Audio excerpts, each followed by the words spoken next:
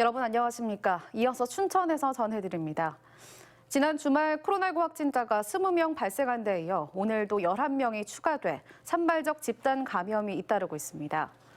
홍천에서는 지난 5일 감염 경로를 알 수 없는 남면 주민이 확진된 이후 오늘까지 접촉자 등 7명이 추가 확진됐습니다.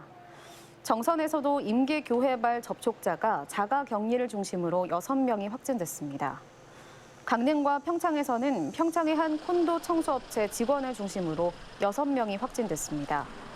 동해에서는 어제 기숙형 학교인 삼척마이스터고등학교 학생 1명이 확진됐고 같은 방을 쓴 학생 1명과 가족 2명 등 3명이 추가 확진됐습니다. 지난 5일 이후 코로나19 확진자가 잇따르고 있는 홍천 남면에 선별진료소가 설치됐습니다. 홍천구는 지난 5일 이상 증상을 보인 30대 남성이 코로나19 확진 판정을 받은 데 이어 가족 2명과 또 다른 30대 남성 등 8명이 잇따라 확진 판정을 받았다고 밝혔습니다. 이에 따라 오늘 남면 사무소에 선별진료소를 긴급 설치하고 코로나19 검사를 진행하고 있습니다. 특히 지난 5일 이후 홍천 남면을 중심으로 확진자들의 이동 경로를 조사해 홈페이지에 게시하는 등 추가 확산 차단에 나섰습니다.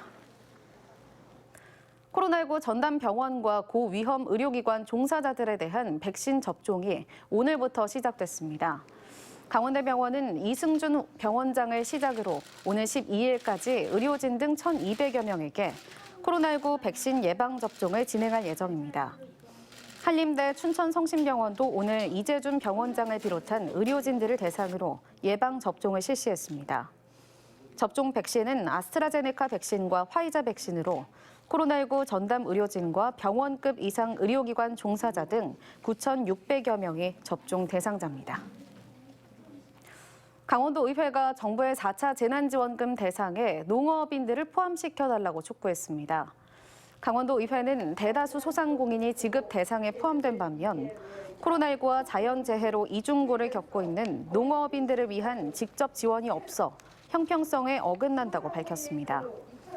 또 코로나19 장기화로 외국인 근로자 입국 제한과 각종 행사가 취소돼 피해가 커지고 있다며 이번 재난지원금 지급 대상에 농업인들이 반드시 포함돼야 한다고 주장했습니다.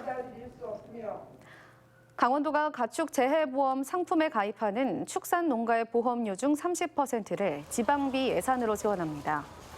가축재해보험은 닭과 오리, 소와 말, 돼지 등 16종의 가축을 사육하는 농가가 가입할 수 있으며 화재와 지진, 질병 등에 대한 피해 보장을 받을 수 있는 보험입니다. 보험에 가입하면 보험료의 50%를 국비로 우선 지원받고 지방비 30%를 추가 지원받아 농가 부담은 전체 보험료의 20% 정도입니다. 지난해에는 도내 1,432개 농가가 보험에 가입해 95.6%의 가입률을 기록했습니다. 해빙기 포트홀과 낙석 사고가 잇따르고 있습니다.